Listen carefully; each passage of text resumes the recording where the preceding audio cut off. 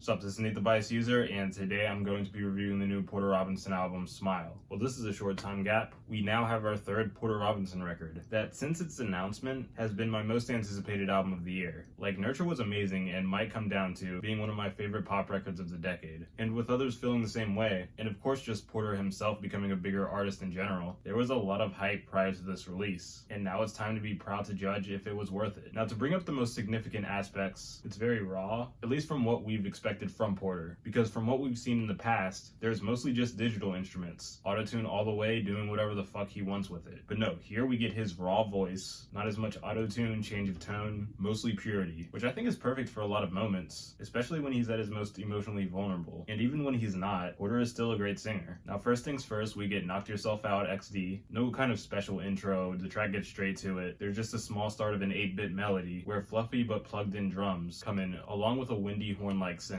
dominating the surroundings. And with the lack of autotune, Porter uses that to come off more aggressive than he would otherwise. He also seems to have a huge rock star attitude. I like it, but if you still want his autotune, his performance on the chorus might be good enough. It's made clear he's not trying to sound too much like how he did on the previous records. And even though his electronic side is still here, when we enter the track Cheerleader, that I ended up hearing unintentionally, not even realizing it was a Porter Robinson song until Shazamming it, I have to say, this is a huge success at breaking out from what he'd done in the past to a pop-punk approach. We get the guitar riff and the windy shouting synth that makes this track go great in a roller rink setting. The follow-up Russian Roulette returns to its EDM side, but it maintains balance between that and what he's trying to change, with an example of the emotion displayed with the raw vocals that gets built up on throughout, with the theme of playing with your own life, taking risks, and then acknowledging that maybe this time he won't be okay. This lyrical theme progresses to a quieter moment where Porter talks about all the things he wants to do again, seeing his mom playing in the snow, even wanting things that don't usually happen again, like marrying the same person, and just wanting to feel the aspects of living, whether it's good or bad, like losing your phone. And this section with the build-up of raw drum and guitar all concludes he no longer wants to take risks if it's not worth it. He just wants to live, and when he shouts that out, the EDM music goes even harder and happier. It's such a powerful ending. More emotions are displayed on Year of the Cup, a track where Porter opens up about the side to himself that he hates, and it seems as though this side is what led to him wanting to do better and to be more successful. And to give reason for this interpretation is also just a way to connect the cup metaphor displayed on the voice memos at the beginning and in between the verses, where this person is saying, how can someone say the thing that's in the cup is a beautiful thing if you don't know what's in it? And yes, the person who has it is successful to a certain degree, but the success is less of something that's in the cup and more of a reaction to it. And just because someone reacted doesn't mean the cause of it is a beautiful thing. And while I will say the instrumental is beautiful, the lyrics and the way Porter performs in a chilling manner with his voice cracking, I assume the story Porter's telling is the cup and his quote-unquote success is the reaction. And I guess also the creation of the song, to state the obvious. With the follow-up Consume Sun freestyle, we get a surprise return of Porter's high-pitched cute autotune present on Nurture, but a lot more calm compared to that record and pretty average here. But to get back to the vocals, yeah, it's back. But there's even different approaches, such as the small section where Porter is definitely rapping and it feels natural, by no means contrived. But maybe even if it did, I guess that would help back up what the song is about, or a part of it such as looking cool and trying to hop on the latest trend. But at the same time, what Porter shows with spitting bars in such a cute instrumental with a full of life beeping synth going off is even if he does hop on a new trend, it'll inevitably be unique whether he wants it to be or not. Just look at Easier to Love You. He hops on the campfire folk sound, but with two vocal layers, one high pitched, the other being his normal voice. Now the piano's coming in and acoustics that are highly emphasized, making a bassy surrounding is very normal in folk, but as the song progresses and we make it to the ending, he just had to bring those synths in. Next is Mona Lisa, the only track with a credited feature on the title, and surprisingly out of all people it's Frost Children, which I'm really happy about. If you don't know them, please get to. They're a very fun electronic pop duo. I was expecting these artists to cross paths at some point, but not on the only track on a Porter Robinson album with a collaboration. But it makes this track stand out, but not in the way I wanted it to. Maybe I'd feel differently outside the context of the record, but the drums weren't too good, the snare to be specific. The overproduced smacking sounds terrible. And the reason why I don't hate this entire song is, one, as bad as the snare may be, it's not as in your face as it could have been, and two, Frost Children played their vocal end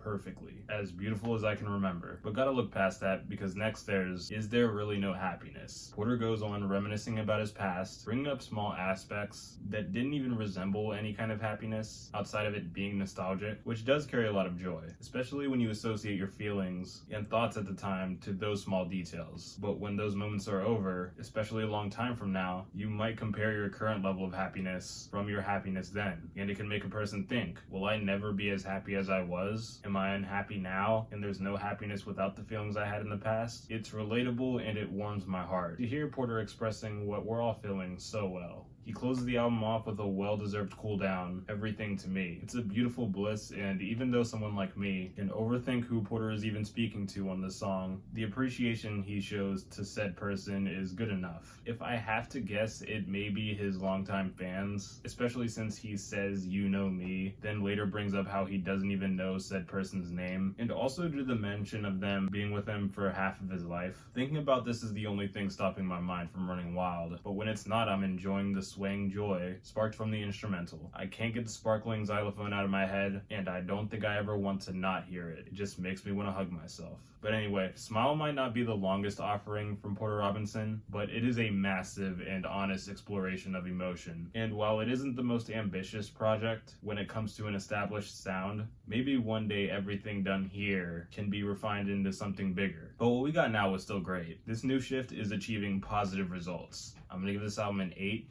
Exactly. Like, subscribe, comment how you feel, or give a suggestion. Check out my other social medias, ring that bell, and I'll see you next time.